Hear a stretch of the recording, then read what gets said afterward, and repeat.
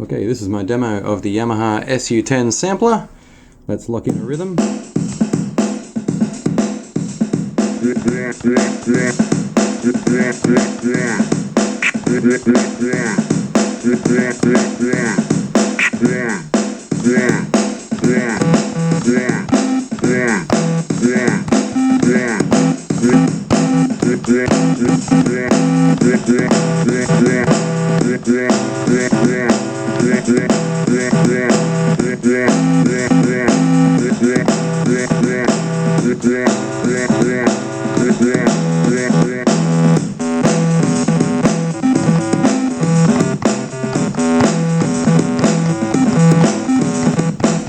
Okay, so there's a very basic idea of what this sampler does and how it works. One sample per pad here. I've just recorded a whole bunch of notes from the C scale on my keyboard. A little sample from a Casio keyboard here. I've recorded that in high resolution and then reduced the playback to low resolution, which gives me that low change in pitch, and of course our rhythm. And I've left another 4 banks free for anything I might want to do down the track, but just for the purpose of this demo I just wanted to show you the basic function of those pads. Next we have the utility settings of the pads. So we press shift button and you can choose any of the light green text above the numbers there. So for example, I can edit a sample. It'll ask me which sample I want to edit. Let's say I wanted to edit the drum beat. I would confirm that by pressing enter, and then I've got left and right keys right over here, just out of picture I think, that will take me through a whole series of things that I can change. So I can assign that to a note for MIDI transmission or receiving, and I can copy it around, and most importantly I can set the start point and the end point, particularly important with drum rhythms of course. So I've got that one set up perfectly, but if I did want to change it I could reduce the end point a little bit just by pressing minus there. Okay, so let's record a sample. I've got my Chaos pad here ready to just record some random sounds, and I'm going to press record and it'll ask me which pad 3, because all the other ones are taken. I've got 3, 4, 5 and 6 free. Record on 3, confirm, yes. Okay, now this will allow me to play a little bit, and the gain will show how high our signal is coming in, and it is a little bit too strong, so I'm going to reduce it. And I'm going to change my sound. Okay, let's do that one.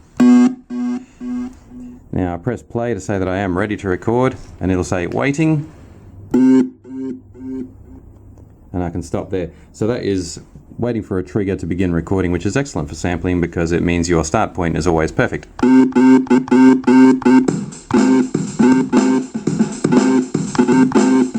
Okay, sounds good.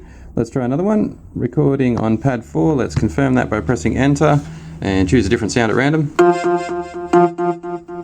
Okay, sounds good. We are ready. And stop.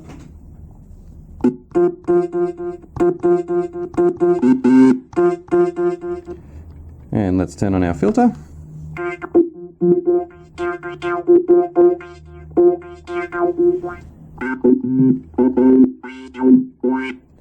I'm not particularly fond of that sound, so what I'm going to do is go to Shift Edit, edit pad number 3, confirm that that's the one we want to edit, and I'm going to move along to delete A3. Enter. Am I sure? Yes.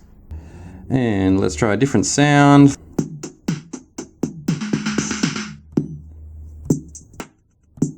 Alright, I just want a nice bass drum sound, I think. Sounds good. Okay, so let's press and play. It's waiting for a signal. There we go. And press stop to show that we have finished recording.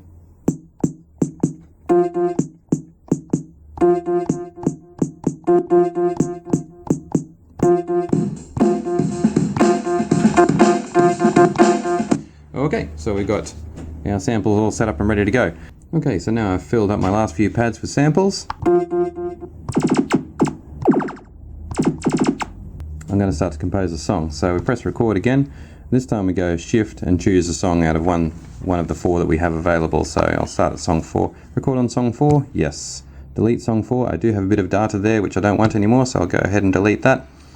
And now I press play, and it's just waiting once again. This shows us in numeric form how much memory we have left, and it seems the logical thing to do is to start off by holding a beat.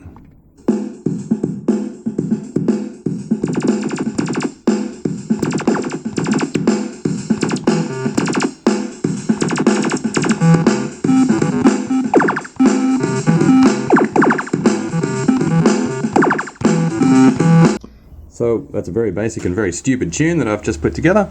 We can now simply rewind our song and play it.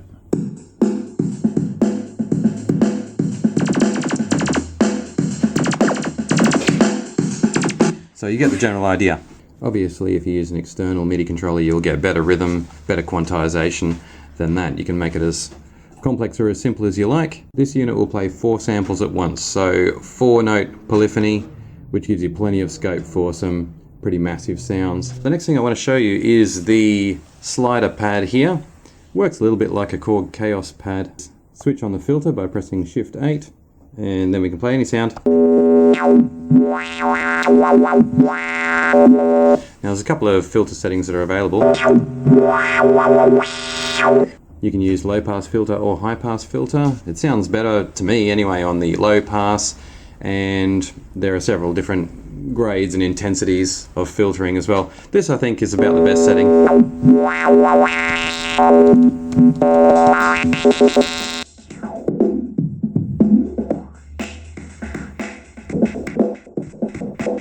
And I can also change the pitch using the exact same method.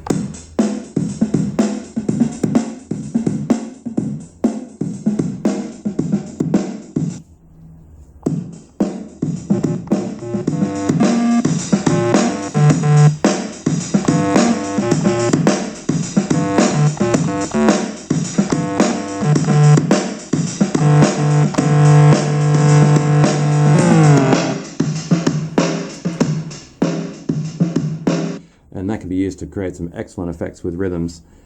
On the back panel we've got MIDI in and out, power, and that's the microphone in socket there, line in and line out.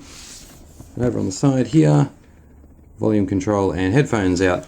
No memory card system with this one, it just works on the internal memory, so you don't have to muck around with USB or card backups and that sort of thing, which I personally like, because this is one of those instruments where you just get in, you make your samples and you just get on with the music, which is really a fantastic way to go, I think, if you want to enjoy your musical experience. So in essence, it's a really good machine with a surprisingly large amount of editing and sequencing capability, a simple layout, easy operating system, and you've got to love this scratch pad right here, which I'll have a little bit more of a go of right now.